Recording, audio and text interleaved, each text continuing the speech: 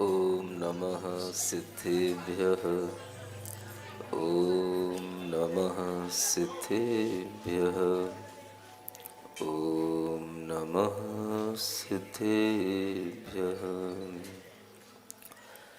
मङ्गलं भगवान् वीरो मङ्गलं गौतमो गणी मङ्गलं कुन्दकुन्दार्यो जैनधर्मोऽस्तु मङ्गलम्।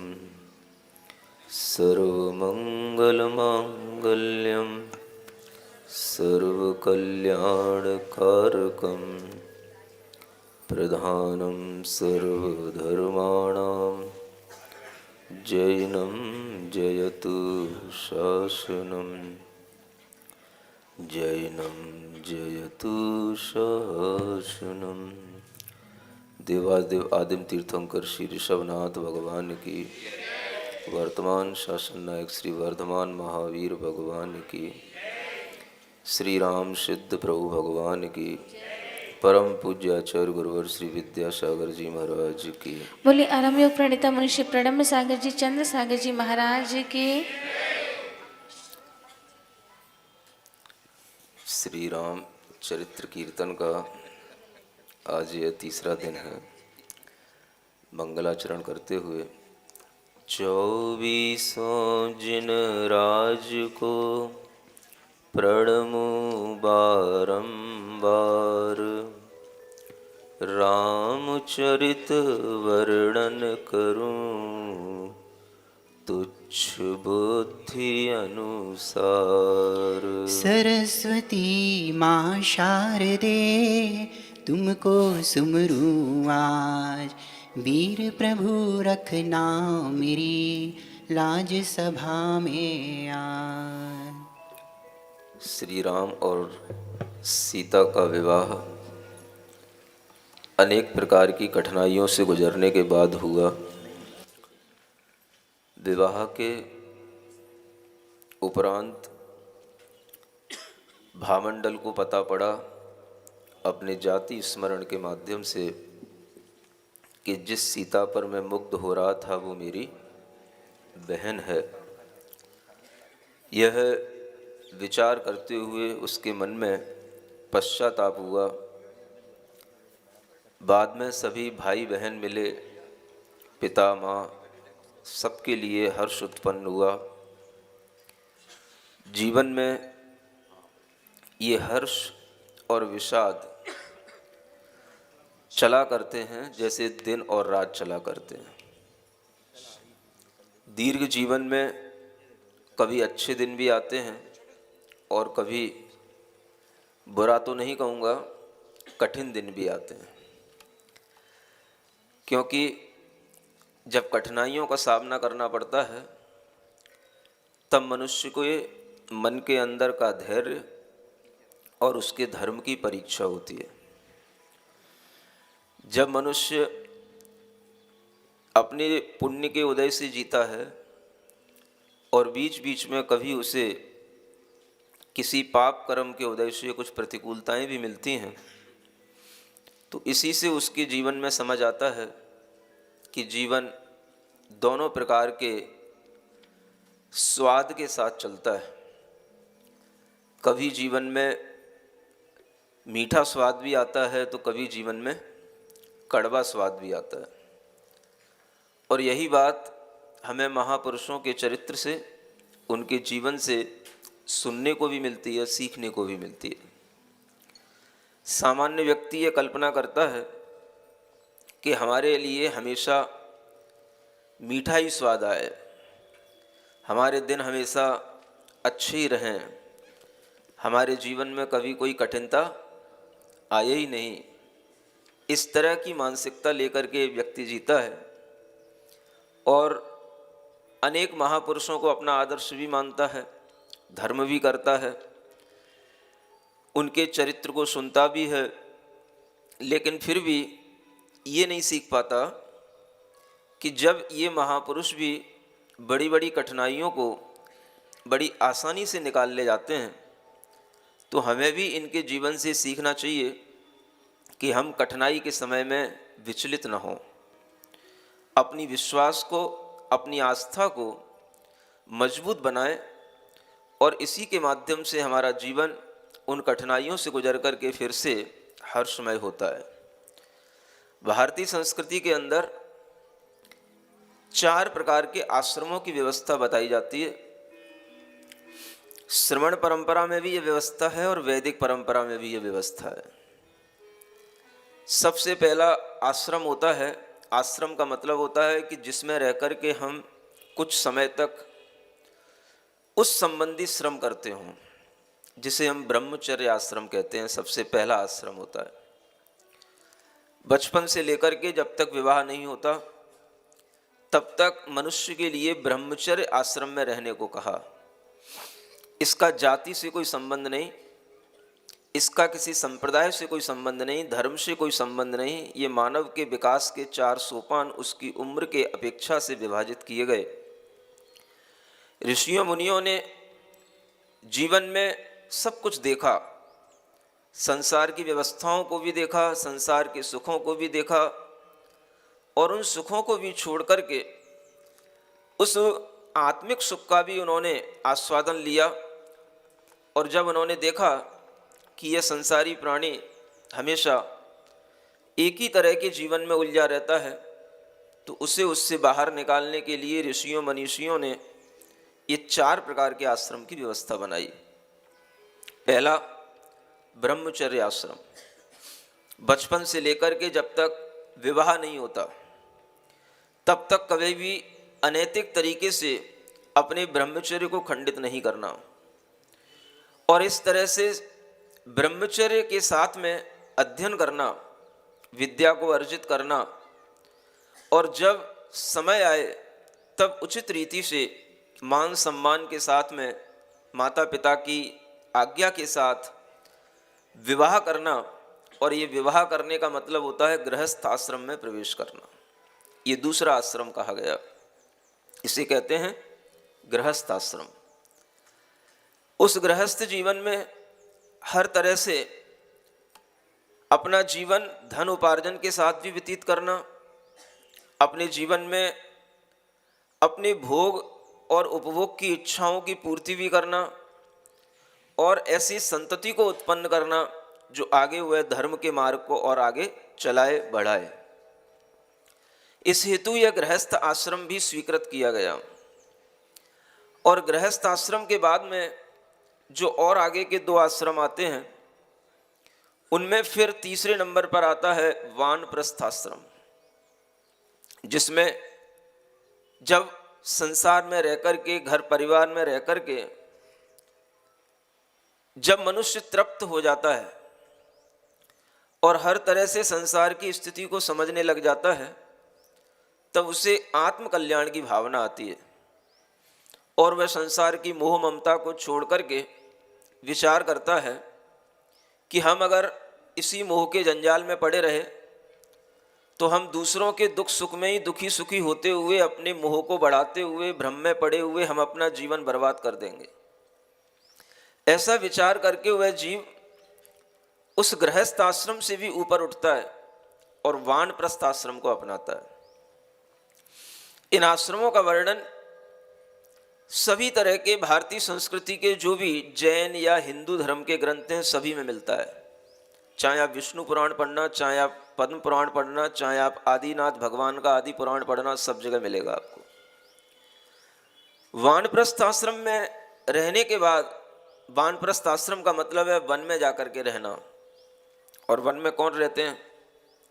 तो साधु संत वन में रहते हैं, ऋषि मुनि वन में रहते हैं, उनके निकट जाकर के रहना। और उस वानप्रस्थ आश्रम में प्रवेश करने के बाद जब जीवन का अंत समय आए तो सब कुछ छोड़ करके, यानी अपने शरीर तक का भी त्याग करके, संन्यास लेकर के, शरीर से भी संन्यास लेकर के संलेखना पूर्वक, समाधि पूर्वक मरण करना, ये संन्यास आश्रम कहलाता है। इन 4 आश्रमों की व्यवस्था पूरी भारतीय संस्कृति में कही गई, मान्य है और सभी को इस ओर देखना भी चाहिए। लेकिन देखने में यह आता है थोड़ा सा अच्छा, देखने में ये आता है कि संस्कृति के बढ़ावे के लिए हम केवल गृहस्थ आश्रम को महत्व दे रहे हैं। लोगों के जीवन में एक ब्रह्मचर्य आश्रम का महत्व था, वो भी कम सिखाया जाता है। अगर इसके बारे में थोड़ा सा कभी ज़्यादा प्रकाश डाला गया तो स्वामी विवेकानंद ने डाला। उनके माध्यम से इस ब्रह्मचर्य की आराधना करने के लिए प्रशंसा की गई, लेकिन बाद के लोगों ने इस विषय पर ध्यान नहीं दिया। आज नई शिक्षा नीतियां बनती हैं, उनमें कहीं पर भी ब्रह्मचर्य आश्रम का कोई उल्लेख नहीं होता। नई तरह की भारतीय संस्कृति के अनुसार सब नीतियां बन रही हैं, नए नए पाठ उसमें समायोजित हो रहे हैं, लेकिन भारतीय संस्कृति का जो मूल भाव है कि बच्चे को ब्रह्मचर्य का ज्ञान देना, वो ज्ञान आज किसी भी शिक्षा नीति में नहीं दिया जा रहा। कोई बात ही नहीं करता। ऐसा लगता है कि जैसे ये सब बिल्कुल बहुत पुराने जमाने की बातें हो गई, आज इन चीज़ों का जैसे कोई महत्व ही ना हो। लेकिन इन्हीं चीज़ों का महत्व नहीं समझने के कारण से हम समझ पा रहे हैं कि आज की पीढ़ियाँ जो बर्बादी के कगार पर खड़ी हैं, उसका मुख्य कारण है कि हम इन बच्चों को इस तरह की शिक्षा नहीं दे पा रहे। जो लोग अनेक तरह के नेतृत्व करते हैं, उन लोगों के मन में भी ये विचार रहना चाहिए कि हम हमेशा चारों प्रकार के आश्रमों की व्यवस्था को बनाए रखने के लिए कटिबद्ध रहें। अभी कल ही मैंने एक समाचार सुना, जो आरएसएस के प्रमुख हैं, मोहन भागवत जी कहलाते हैं, उन्होंने गृहस्थ आश्रम पर जोर दिया। समाचार मिला कि गृहस्थ आश्रम के माध्यम से ही धर्म और देश की उन्नति होगी। हम अन्य आश्रमों को गौण क्यों करते हैं? ये विचार सुधी जनों को करना चाहिए। समाज का नेतृत्व करने वाले यदि ये प्रमुख लोग भी पूरी व्यवस्था जो भारतीय संस्कृति की है उसको सामने नहीं रखेंगे, तो उसका नतीजा क्या निकलेगा? लोग केवल गृहस्थ आश्रम में ही संतुष्ट होंगे, गृहस्थी बसाएंगे, गृहस्थी में बस बस करके ही मर जाएंगे। वो अपना आत्म कल्याण कर पाएंगे, ना ब्रह्मचर्य का पालन कर पाएंगे, ना कभी संन्यास आश्रम की ओर जा पाएंगे। मैं ये नहीं कहता कि उन्हें पता नहीं होगा, उन्हें हमसे ज़्यादा ज्ञान होगा। उन्होंने सब पुराण पढ़े हैं, चाहे वो विष्णु पुराण हो, चाहे शिव पुराण हो, सब पुराण पढ़े हैं और हर पुराण में इन चारों आश्रमों का उल्लेख मिलता है। लेकिन फिर भी हम इन चीज़ों की चर्चा नहीं करते, हम इन चीज़ों पर जोर नहीं देते। गृहस्थ आश्रम के लिए तो हम बढ़ावा देते हैं, लेकिन कभी भी हम वानप्रस्थ आश्रम और संन्यास आश्रम की ओर नहीं जाते। शायद इसी की वजह से हम कभी भी अध्यात्म पुरुष नहीं बन पाते। मैं आपको एक बात बताना चाहता हूं कि श्रमण संस्कृति के अंदर जिस अध्यात्म की मुख्यता है, वो अध्यात्म जिस तरह से श्रमण संस्कृति के अंदर पाया जाता है, जैन संस्कृति के अंदर पाया जाता है, उस अध्यात्म को हमेशा जितने भी अच्छे अच्छे पढ़े लिखे लोग रहे हैं, चाहे वो महापुरुष पूर्व काल के हों, चाहे वो वर्तमान के हों, उन्होंने उस अध्यात्म को सराहा है। और वो अध्यात्म शुरू होता है संसार की तमाम मोह माया के जंजाल को छोड़ने से। इस अध्यात्म के प्रकरण को, वानप्रस्थ आश्रम संन्यास आश्रम के प्रकरण को हमें उस तरह से नहीं दिखाया जाता जिस तरह से हमें पुराणों में लिखा हुआ मिलता है। जैन पुराणों में इन सब आश्रमों की व्यवस्था और महापुरुषों ने इस आश्रमों में भाग लेकर के अपना जीवन जिया, यह बात भी उसी तरह से बताई गई है जैसे सब जगह पर उनके पूरे चरित्र का वर्णन किया जाता है। उसी तरह से उनका पूरा चरित्र अगर देखने को मिलता है तो हमें जैन रामायण के अनुसार देखने को मिलता है। दशरथ जी, जो राम जी के पिताजी, उन्होंने एक मुनि महाराज से अपने पूर्व भवों को सुना, भामंडल की कहानी को सुना। सभी भामंडल, सीता, राम सभी बैठ करके मुनि महाराज से अपने पूर्व जन्म के चरित्र सुनते हैं, पूर्व जन्म का वर्णन सुनते हैं। और उस वर्णन को सुनने के बाद में दशरथ जी को संसार की असारता का भान होता है। क्या है संसार में? हर जन्म में हम अपने नए नए संबंध बनाते हैं, उन्हीं संबंधों के मोह में अपना पूरा जीवन गुजारते हैं और अंततः हमारे हाथ में कुछ नहीं होता है, हमारा शरीर भी यहीं पड़ा रह जाता है। मेरा संस्कार केवल मोह का हमारी आत्मा के साथ जाता है। हम अपने आत्मज्ञान का संस्कार कभी अपनी आत्मा के साथ नहीं बना पाते। ये विचार उन दशरथ जी के अंदर आता है और इसी विचार के कारण से उनका मन बनता है कि हमने अपनी गृहस्थी का, अपने राज्य का सारा सुख भोग लिया। 4-4 रानियां हैं, 4-4 बेटे हैं, सबकी बहुएं हैं, भरा पूरा परिवार है, सबके बच्चे हो रहे हैं, सब कुछ हो रहा है, हमारा राजपाट सब चल रहा है, लेकिन हम इसमें कब तक लगे रहेंगे? राजगद्दी का त्याग कर पाना, ये त्याग का पाठ सीख पाना, ये बहुत बड़ी सीख होती है और ये सीख भीतर की बहुत बड़ी आत्मशक्ति के माध्यम से सामने आती है। त्याग का पाठ अगर हम इस दुनिया को नहीं सिखा पाए और इन महापुरुषों के चरित्र से अगर किसी ने त्याग करना नहीं सीखा, तो बिना त्याग के इस भारतीय संस्कृति में कभी भी इसके विकास की कल्पना की ही नहीं जा सकती। राजा दशरथ विचार करते हैं कि हमने अपने जीवन में सब कुछ कर लिया और जब हमने अपने पूर्व जन्मों को भी देख लिया, मुनि महाराज से सुन लिया, तो उनके मन में विचार आता है सही समय है यह, जब हम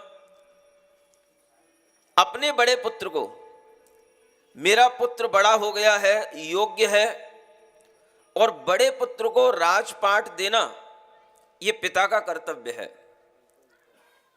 जिंदगी भर एक ही गद्दी पर बैठे रहना, जिंदगी भर एक ही पद को संभालते रहना और उस पद के व्यामोह के कारण से किसी को चांस नहीं देना, ये जो आज देखने में आ रहा है, ऐसा पहले नहीं हुआ करता था। पहले के लोग भोग के साथ त्याग को भी उतना ही महत्व देते थे और त्याग जिनके जीवन में समाया रहता है वो कभी अनीति अन्याय नहीं कर पाते। वो पदों की आकांक्षाओं में अपना समय नहीं गुजारते और पदों की आकांक्षाओं में मरते नहीं हैं। आज के लोग जिस पद पर बैठ जाते हैं उस पद से हटने का नाम नहीं लेते हैं। अगर उन्हें हटा भी दिया जाता है तो उन्हें सहन नहीं होता है, चाहे भारत हो, चाहे अमेरिका हो, चाहे चीन हो, चाहे जापान हो। आप देख रहे हो सब लोग पद के लिए लड़ते हैं, अध्यक्ष हो, प्रधानमंत्री हो, सब पद के लिए लड़ते हैं। अमेरिका की बात कहें, कुछ साल पहले जब चुनाव हुआ था, ट्रंप को हटाया गया था। हटाया क्या गया? हटना पड़ा, लेकिन हटने को मंजूर नहीं था उसके लिए। लेकिन चुनाव हुए, दूसरा जीता, हटना पड़ेगा, मुश्किल से हटा। मानसिकता समझ में आती है कि आदमी हटना नहीं चाहता। चीन में भी यही हाल है, उसने आगे के लिए अपनी व्यवस्था बना ली जिनपिंग ने। और इस तरह की चीजों को देख करके लगता है कि कोई भी मंत्री, कोई भी संतरी जब तक अपने पदों पर काबिज होकर के बैठता है और किसी को मौका देने के लिए तैयार नहीं होता है, तो उसी से समझ में आता है कि हमारे उद्देश्य में आध्यात्मिकता कहीं से कहीं तक नहीं है। अगर व्यक्ति के जीवन में आध्यात्मिकता नहीं होगी, उसका जीवन अधूरा रहेगा। जीवन की पूर्णता गृहस्थी का त्याग करके, पदों का त्याग करके, वानप्रस्थ आश्रम को अपना करके अध्यात्मनिष्ठ होने से आती है। और इस पूर्णता का चित्रण अगर हमें कहीं मिलता है तो मैं प्रशंसा के साथ नहीं कह रहा हूं, वास्तविकता के साथ कह रहा हूं, ये मुझे केवल जैन दर्शन में ही मिलता है। क्योंकि पूर्णता का वर्णन नहीं मिलता।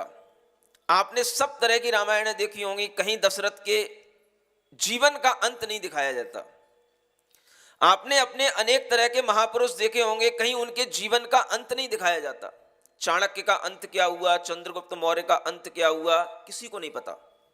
सिर्फ राजत्व का काल उनका दिखाया जाता है और उसी राजत्व के काल में हम उन्हें भगवान के रूप में स्वीकार करके वहीं पर इतिश्री कर देते हैं।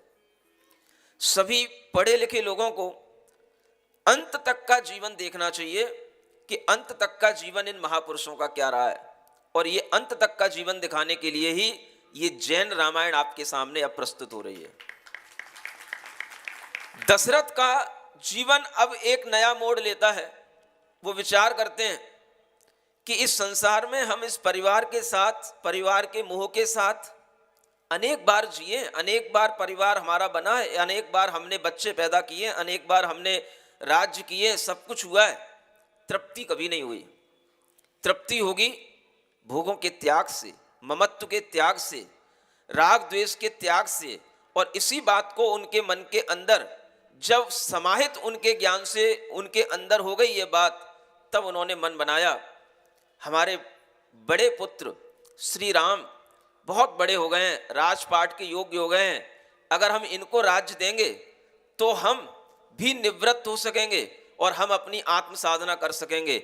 और यही विचार दशरथ जी के अंदर आता है और इसी विचार के साथ में अब यह रामायण आगे बढ़ती है। देखते हैं कि दशरथ जी के साथ साथ किस तरह का घर के अंदर माहौल बनता है और लोगों की क्या प्रतिक्रियाएं होती हैं उनके त्याग को लेकर, उनके वैराग्य को लेकर के।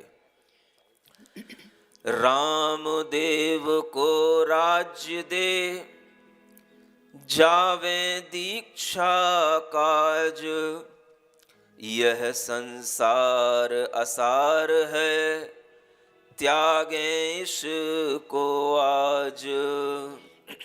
गुरुवन के वासी नगर जगावन आए, गुरुवन के वासी नगर जगावन आए। पुरुषोत्तम श्री रामचंद्र की, पुरुषोत्तम श्री रामचंद्र की कथा सुनाने आए, गुरुवन के वासी नगर जगावन आए, गुरुवन के वासी नगर जगावन आए। मानव को मानवता की कुछ याद दिलाने आए, भूली बिसरी मर्यादा का संज्ञान कराने आए, गुरुवन के वासी नगर जगावन आए। सुनते ही मंत्री पुरवासी सब मिलकर हर्ष मनाते हैं, श्री रामचंद्र के राज तिलक का सब मिल भारी ठाठ रचाते हैं। सब देश विदेशों के राजा उपहार लिए यहाँ आने लगे, सज गई अयोध्या दुल्हन सी, श्री जिनकी पूज रचाने लगे। यह रामचंद्र जी के राज तिलक के लिए जब दशरथ जी ने कहा तो सारे जगत के अंदर कहें, पूरे नगर के अंदर कहें, देश विदेशों के अंदर कहें, एक हर्ष का वातावरण छा गया। इस बात का गम नहीं हुआ कि दशरथ जी राज्य छोड़ रहे हैं। खुशी जनता को इस बात की हुई कि श्री राम को राज्य मिल रहा है, वो राजा बन रहे हैं, उनका राज तिलक होगा। और इसी खुशी के लिए सारी जनता उनके समक्ष दौड़ी दौड़ी आती है और अनेक तरह से वहाँ पर उत्सव होते हैं। उसी उत्सव का वर्णन यहाँ पर उनके लिए उनके राज तिलक के रूप में यहाँ पर समझाया जा रहा है, किया जा रहा है। मर्यादा पुरुष श्री राम हैं सिद्ध प्रभु बलराम, मर्यादा पुरुष श्री राम है सिद्ध प्रभु बलराम।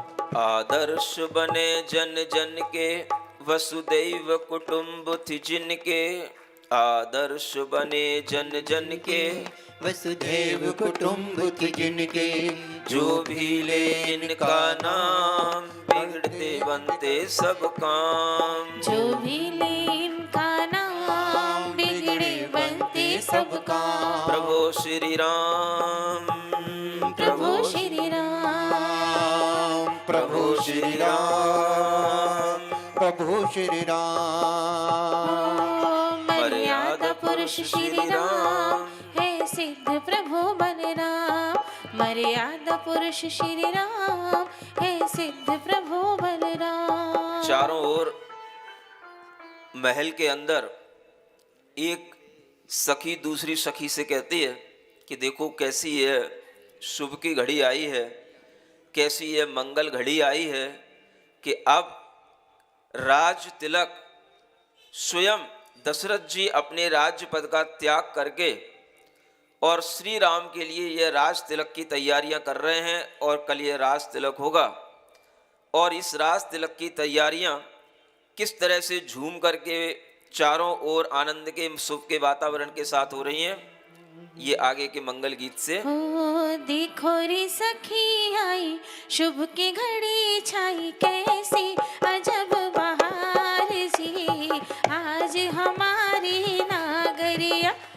देखो रे सखी आई शुभ की घड़ी छाई, कैसी अजब बहार जी आज हमारी नागरिया।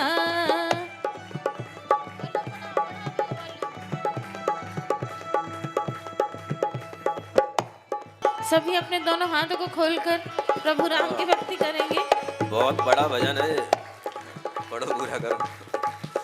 श्री राम के राज तिलक की देखो धूम मची है भारी, राजा बन गए युवराज हमारे नाचो दे दे तारी। ओ नाचो दे दे थाली, सब मिल गाए सखी रे हर्ष गाए और झूम उठे नर नारी कर में लेकर के अब बांसुरिया।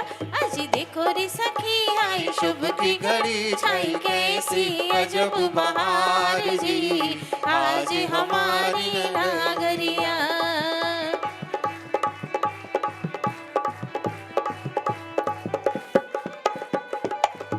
श्री राम के राज तिलक की खुशी हो रही कि नहीं हो रही है? हो रही है। हाँ, तो हर्षित होकर के पूरा करो। हाँ। सीता का श्रृंगार बनाओ, माथे बिंदिया लगाओ, मोतियन मांग भरो अब सजनी, हाथों में मेहंदी रचाओ, हाथों में मेहंदी रचाओ। कैसी छवि है भली जैसे सांचे में ढली, सब सखियां मोहित आज रे देख सिया की सूरतिया। देखो रे सखी आई शुभ की घड़ी छाई, कैसी अजब बहार जी आज हमारी नागरिया।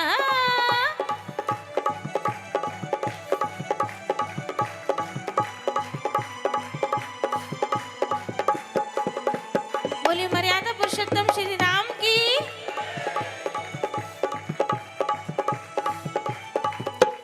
राम प्रभु दरबार पधारे, देखे प्रजा सारी, जैसे इंद्र आए पृथ्वी पर, शोभा है अति भारी सखी रे शोभा है अति भारी। माथे मुकुट सजे रवि बिंब लजे, सब मोहित सुर नर आज रे देख राम की मूर्तिया। देखो रे सखी आई शुभ की घड़ी छाई, कैसी अजब बहार जी आज हमारी नागरिया।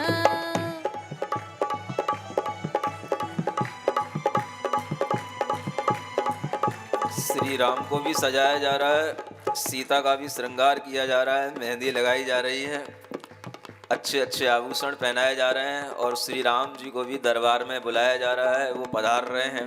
आप लोग आनंदित रहें। रत्न माल गल बीच विराजे, कानन कुंडल भारी, कांधे धनुष कर में मुझ बंधन, नीलांबर के धारी सखी रे नीलांबर के धारी। हरि होए तिलक अभी दासी को भी खुशी अपार जी देख राम की सूरतिया। देखो रे सखी आई शुभ की घड़ी छाई, कैसी अजब बहार जी आज हमारी नागरिया।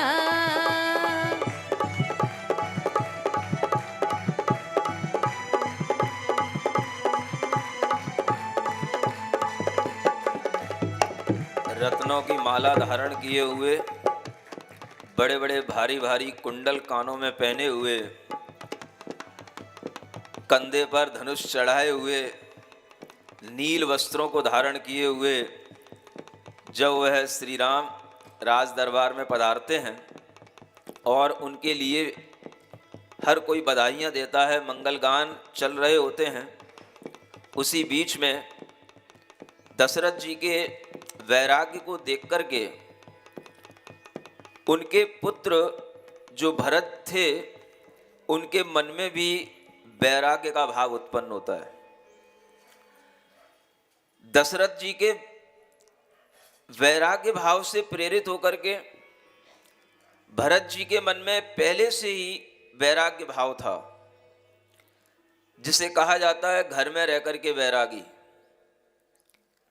घर में रह करके वैरागी जिस तरह से ये भरत जी थे, वैसे ऋषभ देव के पुत्र भरत भी नहीं थे।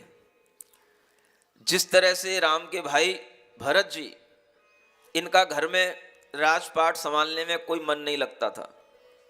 इनके मन में हमेशा ग्रह जंजाल को छोड़ करके और वन में आत्म ध्यान करने का भाव इनके अंदर रहता था। और जब दशरथ जी को इन्होंने इस तरह से वैराग्य भावों से उत्प्रोत देखा, तो भरत के मन में भी विचार आता है कि हम भी पिता के साथ में गृह त्याग करके वन को जाएंगे और अपनी आत्मा के आनंद में, चैतन्य के आनंद में लीन रहेंगे। इस संसार की विषय वासनाओं से अपने संस्कारों को मिटाएंगे। ऐसा विचार जब आता है, तब देखो माहौल में कैसा खलल पड़ता है। दशरथ जी के जब हुए वन जाने के भाव, उदासीन हो भरत भी ले मन दीक्षा चाव। रानी के कई सोचती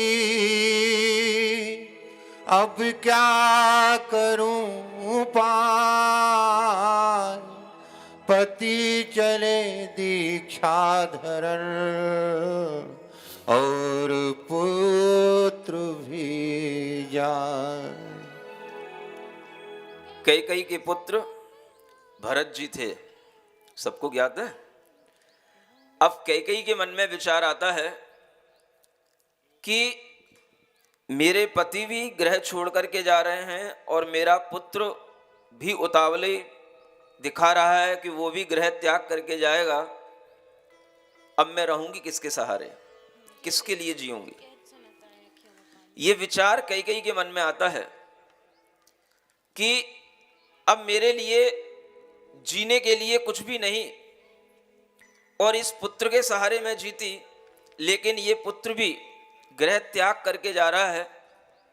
ऐसा विचार जब कैकेयी निरंतर करती है, तो उसके मन में एक विचार आता है कि मैं कुछ ना कुछ उपाय जरूर करूंगी, मैं इस तरह से अनाथ होकर के जीवन नहीं जीऊंगी। वह मन में विचार करते करते सोचती है कि एक बार एक युद्ध हुआ था, और उस युद्ध में ये कैकेयी युद्ध कला में निष्णात थी। दशरथ के साथ इसने युद्ध किया था और ये दशरथ की सारथी बनी थी। सारथी समझते हो? जैसे अर्जुन के सारथी श्री कृष्ण थे, ऐसे सारथी बनकर के इसने युद्ध लड़ा था। युद्ध के मैदान में रथ को घुमाया था और अपनी कलाओं से इसने उस समय पर दशरथ जी को युद्ध जिताया था। तब से दशरथ जी इस पर बहुत प्रसन्न थे और दशरथ जी ने कहा रखा था इससे, बता तेरे लिए क्या वरदान दूं, तेरे को क्या दूं, तुझे क्या चाहिए? तो उसने कह रखा था, जब मैं समय पर मांगूंगी तब मुझे दे देना, अभी मुझे कोई जरूरत नहीं है।